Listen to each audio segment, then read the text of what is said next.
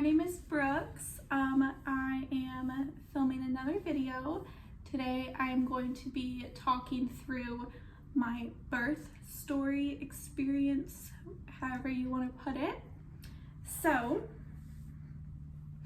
my pregnancy was considered high risk because I have a blood clotting disorder and I have had a blood clot before.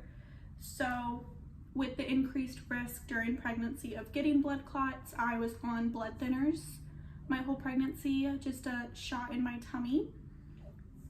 So I was high risk pregnancy, but I wasn't going to be a high risk labor. So all that was good, but during all of my ultrasounds, they were telling me that the baby was measuring big. So I was getting nervous. When it came closer to and at my 39-week appointment, I told my doctor that I was nervous, that he was measuring big, and she agreed with me that he was going to be a big baby. And so we decided that I would get induced at 40 weeks, so the following week, just to avoid a possible C-section if I went late and he got even bigger, because I was nervous about doing a C-section, a full-on surgery with being on blood thinners. I was just nervous about the blood loss and all of that stuff. So we decided I would get induced at 40 weeks and 1 day. So my appointment was on Wednesday and we decided to schedule the induction for the following Monday. So that Monday, we went to the hospital around 5 p.m. and I ended up getting induced at 8 p.m. is when they gave me the first medication. So they do one medication to kind of thin your cervix out and, you know, get it ready to start opening. I was dilated to 1 centimeter at this point, by the way. So we get there, they give me that stuff, and then they came back 4 hours later to see if they were gonna give me another dose of that or if they were gonna go ahead and give me the Pitocin. So then at that 4-hour mark, around midnight, they gave me the Pitocin and the epidural. And I got the epidural and it went great. Like, I was so nervous, but it really didn't hurt. It was just kind of shocking having something being stuck in your back. So, and my husband, Indiana, did not like that. He said he got really queasy and they ended up putting a chair behind him. So that was the worst part for him. And the epidural only worked on the left side of my body. So I was still feeling everything on the right side and it was absolutely miserable. I'm very happy I got the epidural because experiencing that pain on the right side of my body, I know that I would not have been able to handle an unmedicated birth. I have a very low pain tolerance, so I am very happy I got the epidural. And a few hours after it not working on my right side, I did tell them, and another anesthesiologist came in and fixed it, and they put me on, so I wasn't allowed to lay on my back. And they put me they would put a wedge on either side of me and I just kept switching sides. And so they put the wedge on my left side, so I was like laying on my right side kind of, but I wasn't fully sideways. It was like a 45-degree angle. And then finally it did affect the right side of my body, which was wonderful. So then I was able to sleep. I slept until, I don't know, 3 a.m. and at 3 a.m. they came and checked me again and I was dilated to 3 centimeters and my water had broken, which I did not feel at all. So my water had broken and I was dilated to 3 centimeters and I went back to sleep, slept until 9, and I woke up and called the nurse in to switch my sides because I didn't like being on one side for too long. So she came in and switched my side and checked me again. And I was dilated to 9 centimeters. This was around like 9 a.m., I believe, 9:30 maybe. So I was dilated to 9 centimeters at this point. So it was moving pretty quickly. And I was not feeling the contractions. I actually thought they went away. I kept asking the nurse and my husband to check the monitor to see if I was actually having contractions, and I was.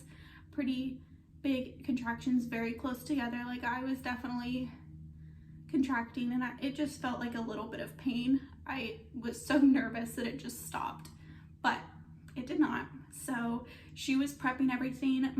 The doctor that was going to do the delivery, he was not my doctor that I usually see. He worked with her.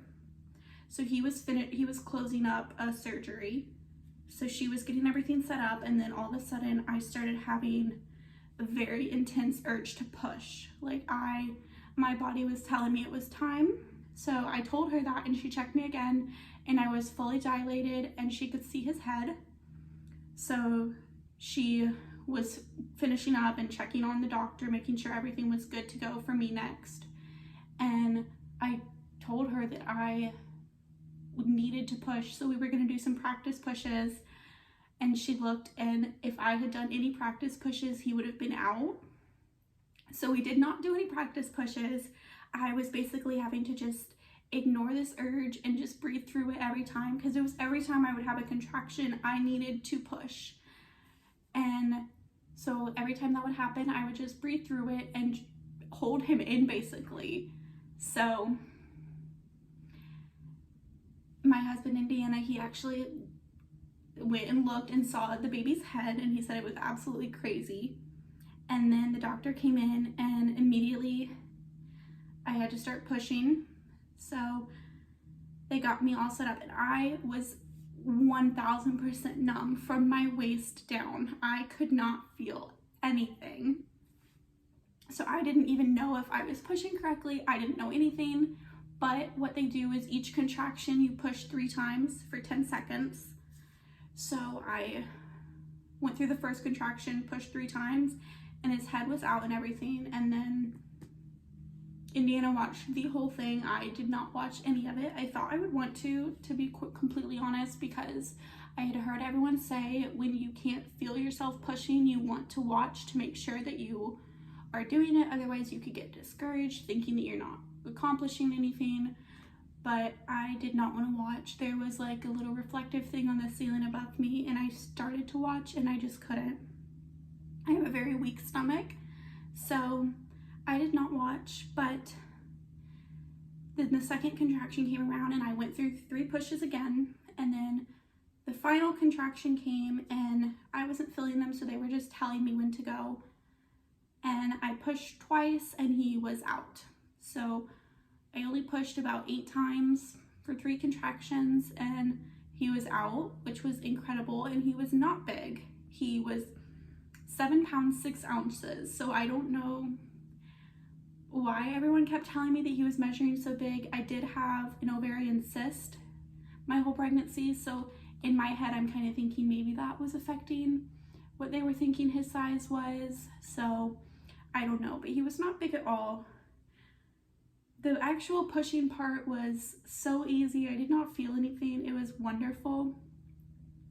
A very good experience. When he came out, immediately Indiana and I both started crying, because it was just so my storage was full, but it was so surreal, and there's honestly nothing like that feeling. And then they put him on me, and immediately he started moving his head around, looking for food, trying to eat. And he is just so beautiful. He was born at 11:33 on August 10th, weighing 7 pounds 6 ounces. So we had to stay in the labor and delivery room and wait for my epidural to wear off, because I could not move my legs at all. And then we moved to the maternity ward, and it was just wonderful. We loved all the nurses and everything. It was such a good experience. We did have to stay 48 hours.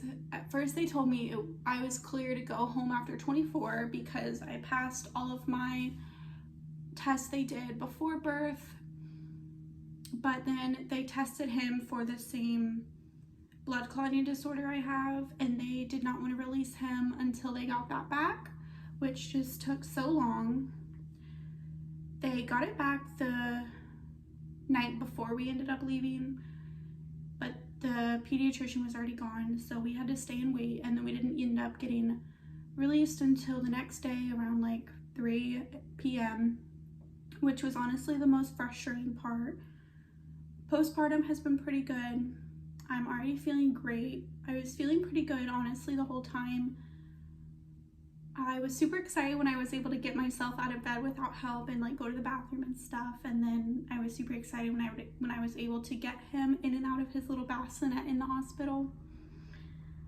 It was the little things that just made me so excited because I knew I was already starting to heal properly.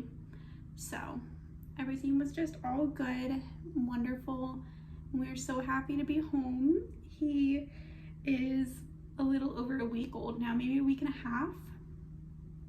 It is the 19th, so yeah, a week and a half. He'll be 2 weeks old on Tuesday.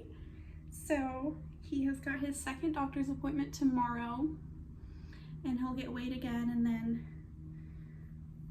everything is just going so wonderfully, and I'm healing great, and he is doing great. We've only really had 2 rough nights.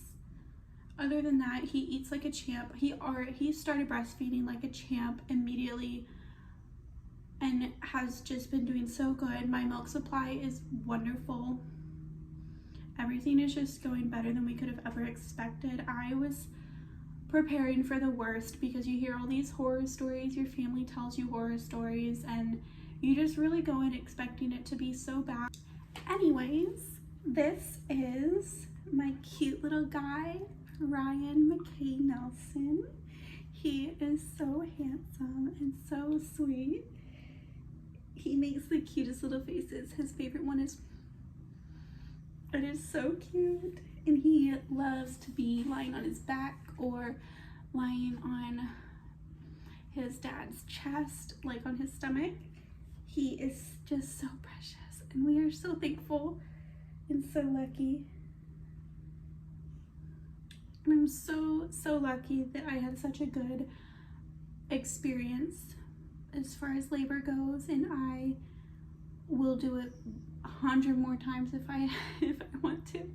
So he's just such a doll, and he's got a full head of hair, and he's everything. They say that when you give birth, it just changes everything, and it does. You really just can't describe it.